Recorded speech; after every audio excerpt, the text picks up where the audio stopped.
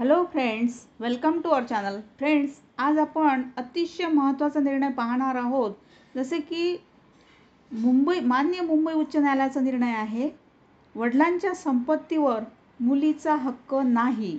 हा अतिशय महत्त्वाचा निर्णय आहे. तर चला पाहूया काय आहे निर्णय. आता माननीय मुंबई उच्च न्यायालयाने बुधवारी एका खटल्याची सुनावणी करताना हिंदू उत्तराधिकार कायदा 1956 म्हणजेच हिंदू सक्सेशन ॲक्ट 1956 लागू होण्यापूर्वी, म्हणजे हा कायदा यायच्या आधीची गोष्ट आहे, वडिलांचा मृत्यू झाला असल्यास मुलींना वडिलांच्या संपत्तीवर अधिकार नसल्याचा निर्णय दिला. आता न्यायमूर्ती यांच्या खंडपीठाने 2007 पासून प्रलंबित असलेल्या एका प्रकरणात हा निकाल दिला आहे.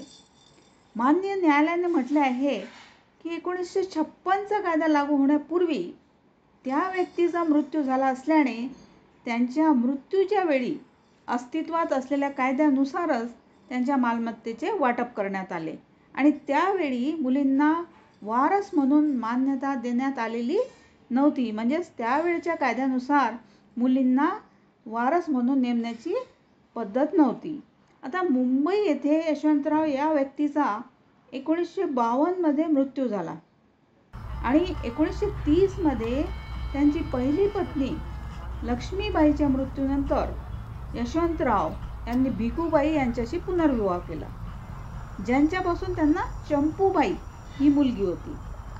आता काही वर्षानंतर त्यांच्या पहिल्या पत्नीची मुलगी राधाबाई हिने तिच्या वडिलांच्या अर्ध्या संपत्तीवर दावा केला. आता हिंदू उत्तराधिकार अधिनियम 1956 म्हणजे हिंदू सक्सेशन ॲक्ट 1956 आणि 2005मध्ये झालेल्या सुधारणा कायद्यानुसार, म्हणजेच हिंदू सक्सेशन ॲक्टमध्ये 2005मध्ये अमेंडमेंट करण्यात आली. त्या अमेंडमेंटनुसार, त्या कायद्यानुसार तिच्या वडिलांच्या संपत्तीवर उत्तराधिकाराचा हक्क मिळावा असा तिने दावा दाखल केला. आता ट्रायल कोर्टाने त्यांचा दावा फेटाळला. माननीय न्यायालयाने म्हटले होते की हिंदू महिला संपत्ती हक्क कायदा 1937 अंतर्गत यशवंतराव यांची संपत्ती फक्त भिकूबाईंनाच मिळाली होती आणि हिंदू उत्तराधिकार कायद्यानुसार, म्हणजेच हिंदू सक्सेशन ॲक्टनुसार 1956मध्ये ती त्यांची वारस बनली होती. आता यावर माननीय न्यायालयाने काय म्हटले ते पाहूया. माननीय मुंबई उच्च न्यायालयाने 1956 पूर्वीच्या कायद्याच्या संदर्भात उत्तराधिकार अधिकारांचा विचार करण्याची गरज व्यक्त केली. आता माननीय खंडपीठाने म्हटले की 1956 पूर्वी ज्या मुलीची आई विधवा होती आणि तिचे दुसरे नातेवाईक नव्हते, कोणीही रिलेटिव्ह नव्हते, अशा मुलीला उत्तराधिकारी असतील की नाही हे ठरवण्यासाठी आम्हाला खूप पाठीमागे जावे लागेल.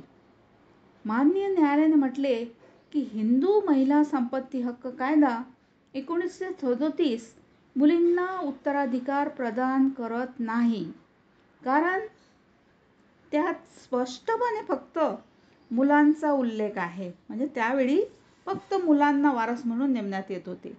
जर कायद्याचा हेतू मुलींचा समावेश असेल तर तो स्पष्टपणे झाला असता, असेही माननीय न्यायालयाने नमूद केले.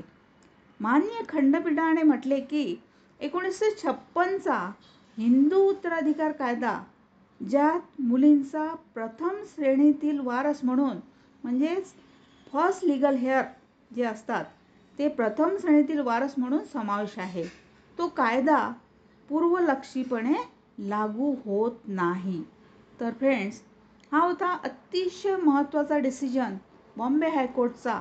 थँक्यू.